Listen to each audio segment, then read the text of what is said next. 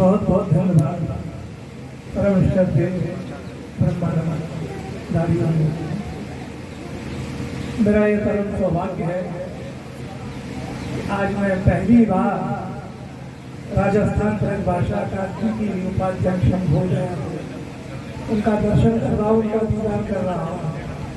मेरा इस अकादमी से लगभग प्रारंभिक वर्षों से ही संबंध रहा है। जिस समय मोहनलाल मधुकर जी और गोपाल प्रसाद बरगल जी वहाँ थे और आपकी अकादमी का पूरा साहित्य मेरे पास लगभग है। मैं आपसे एक आग्रह जरूर करना चाहूँगा, आज आपको देख करके मुझे लग रहा है, देखिए इस नगर नगरी में हमारे ब्रह्मानंद दाढ़ीवाले जो हैं, ब्रह्मानंद जी के पिताश्री जी और हमारे राजेंद्र गुरु साहब हैं जो हमारी अध्यक्षता कर रहे हैं आज के कार्यक्रम की, उनके पिताश्री भी तालबंदी के बहुत ही मर्म के कलाकार रहे हैं। यहाँ मदन मोहन मालवीय जी हुए, बड़े मर्म के कलाकार थे। यहाँ पास में ही एक बार लक्ष्मणपुर में मुझको जाने का सौभाग्य प्राप्त हुआ, तो महाराज प्रेम जी जो 108 वर्ष की आयु में जिन्होंने अपना शरीर छोड़ा, वो बहुत अच्छे कलाकार थे। बाबूलाल के संपर्क में मैं आया सन 90 के आसपास, और चूंकि मेरा और लोगों से संपर्क नहीं हुआ, वही मेरे पास आते जाते रहते थे, तो मैंने एक लोक महोत्सव किया बहुत बड़े पैमाने पर, जिसमें पूरे देश के सब लोगों से मैंने सहायता मांगी, हर सरकार से सहायता मांगी और खुले दिल से मुझको मध्य प्रदेश शासन ने भी उस समय सहयोग किया, जगह जगह से मुझको सहयोग मिला। तीजन भाई भी हैं, उसको सब बता रहे। और उसमें बाबूलाल जी को जब मैंने देखा तो मन मेरा गदगद हो गया, और सबसे ज्यादा मेरा मन उन्होंने मोहा मदन मोहन मालवीय जी ने। वो उन्होंने ठुमके लगाए ना, तो मेरे बराबर में डीएम साहब बैठे थे, कहने लगे इस उम्र में ये कर रहे हैं, तो आप बुढ़िया हो मत अभी से, अभी तो आपको बहुत काम करना है सदा करती। तो मतलब उन लोगों ने जो ऊर्जा हमको दी, उसके बाद मैंने अपना दीक्षांत समारोह किया अपने विद्यापीठ का, चौथा पांचवा शायद दीक्षांत समारोह था, चौथा था।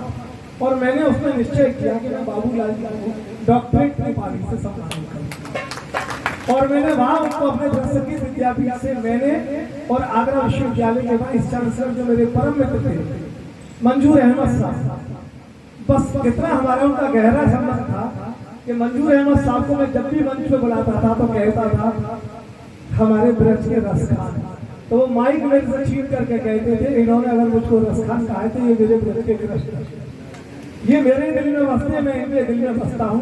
उन्होंने हमको मान्यताएं दी, बहुत काम हुआ। उसका बड़ा बहुत फायदा ये हुआ कि बाबूलाल जी के ऊपर राजस्थान विश्वविद्यालय से पीएचडी आपके भरतपुर की एक बच्ची ने, और उसकी थीसिस का विमोचन मुझे इसी मंच पर आप लोगों के साथ करने का अवसर प्राप्त हुआ 2017-18 में नगर में। और हमारे लोकनाथ शर्मा जी शायद यहाँ आ गए हों, उनकी बिटिया ने की थी सब पीएचडी।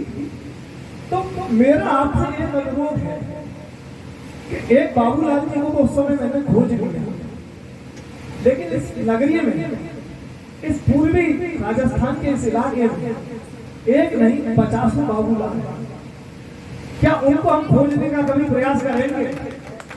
और आपके यहाँ से मुझे पता है कि मुगल जी ने एक बार मुझको भेजी थी, कोई 70 पुस्तकें मुझे फ्री भेजी थी। मैंने उनसे पूरा साहित्य मंगाया था, तो उन्होंने मुझे पत्र लिखा था कि ये सारी किताबें अपनी तरफ से मैं आपको भेज रहा हूँ, ये सबके जीवन चरित्र हैं, इसमें एक एक पुस्तक मेरे पास आज भी मौजूद है। वो शायद साहित्यकारों और कवियों के हैं। तो मैं उस समय बड़ा खुश था, क्योंकि एक साहित्यकार होने के नाते, कवि होने के नाते मेरा खाली संगीत विषय नहीं है, मेरा ये भी विषय है, मैं ब्रज भाषा और हिंदी साहित्य की दोनों की रचनाएं करता हूँ, और बहुत किताबें मेरी ऐसी हैं, और कोर्स में भी पढ़ाई की होता है। तो मेरे को ये सौभाग्य प्राप्त था, तो मैंने उनको ये, मेरी इच्छा ये है कि यहाँ के जितने ये कलाकार हैं, इनके ऊपर एक शोध सर्वेक्षण की आप योजना बनाएं, और वो शोध सर्वेक्षण की योजना में हमारे जैसे ये बैठे हैं, ये देखिए ये खुद ऐसे व्यक्तित्व है मीणा साहब, कैसी मीणा साहब, जिन पर में पीएचडी डिलीट हो सकती है। इनके पास 120 तालबंदी के कार्यक्रमों की वीडियो रिकॉर्डिंग है। आप सोचिए जो लोग समर्पित हैं तालबंदी के लिए वो कैसे कैसे लोग हैं। तो इन लोगों का ये हमको पूरा लाभ लेना है और तालबंदी पर एक 4 प्रोजेक्ट बन सकते हैं। अगर एक प्रोजेक्ट आपने राजस्थान ब्रजभाषा एकेडमी से अप्रूव किया तो मैं आपसे वायदा करता हूं कि भारत सरकार के संस्कृति विभाग से 2 प्रोजेक्ट मैं भी अप्रूव करवा दूंगा। क्योंकि संस्कृति विभाग से तमाम पुस्तकों के लिए मेरी आशीर्वचन कभी मुझसे संवाद की, कभी कुछ कोई ना कोई काम कराती रहती है, मैं उसका कोई पारिश्रमिक उनसे नहीं लेता। तो ये काम तो मैं कान पकड़ के भी करवा दूंगा। अगर आप इतना करें, मैं चाहता हूँ कि सब लोग, ये लोग जो इस स्तर पे आज बैठे हुए हैं ना, इनके पास काम तो है लेकिन सलीका नहीं है। वो सलीका आप इनको दीजिए। तालबंदी पर तो मैं क्या बोलूंगा, मेरे अग्रज हैं ये लोग सब, मुझसे ज्यादा ये बोल सकते हैं, राजेंद्र रेग्रो जी बोल सकते हैं, या हमारे कमल नयन जी के हमारे सुपुत्र यहाँ बैठे हुए हैं, हमारे जगदीश शर्मा जी बैर वाले, इनके पिताश्री बहुत अच्छे तालबंदी के बर्मा के थे। ऐसे लोगों पर क्यों नहीं काम होता?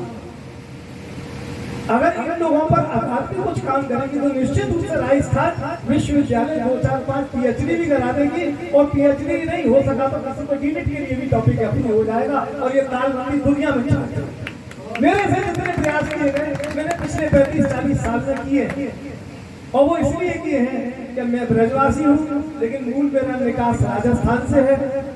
भरतपुर मेरा नरहाल है, भरतपुर में पला बड़ा हूँ। मेरा इतना मोह है यहाँ की माटी से कि यहाँ तो मुझे अगर सड़क पे लिटा करके भी कोई कह दे कि यहाँ बैठ करके तुम्हें बोलना है तो मैं बोलूंगा। मैं इस माटी के लिए समर्पित हूँ। और ब्रज के लिए जहाँ तक बात है, ब्रज कहीं बसता नहीं है, ब्रज दिलों में बसता है। मेरे से 2 पंक्तियां मेरे मित्र ने कही थी कि मुझे ये बताओ कि ब्रज के बारे में अगर दो शब्दों में आपको बोलना हो, 2 पंक्तियों में, तो क्या कहोगे? क्या ब्रजवासी ही ब्रजवासी है? जो मथुरा वृंदावन गोकुल नंदगांव बरसाने बसता है वही ब्रजवासी है। तो तपाक से मेरे मुंह से निकला, वो आज गीत भी बन चुका है, पूरा छपा भी है कुछ व्यक्ति इसमें, कि जाग ब्रजजन मन बन ले गो वृंदावन, जाग ब्रजजन मन बन ले गो वृंदावन, पहले को पूरी बन ले गो वृंदावन। वृंदावन में और मथुरा में स्थान में नहीं बसता। ब्रज तो एक भाव है, वृंदावन एक भाव है, मथुरा एक भाव है, और भावी नहीं बल्कि महाभाव है। जिसके अंदर वो भाव पैदा हो गया तो उसके अंदर ब्रज भी आ गया, उसके अंदर कृष्ण भी आ गया, उसके अंदर भारतीय संस्कृति भी आ गई, और सब कुछ समाहित हो गया। बहुत बहुत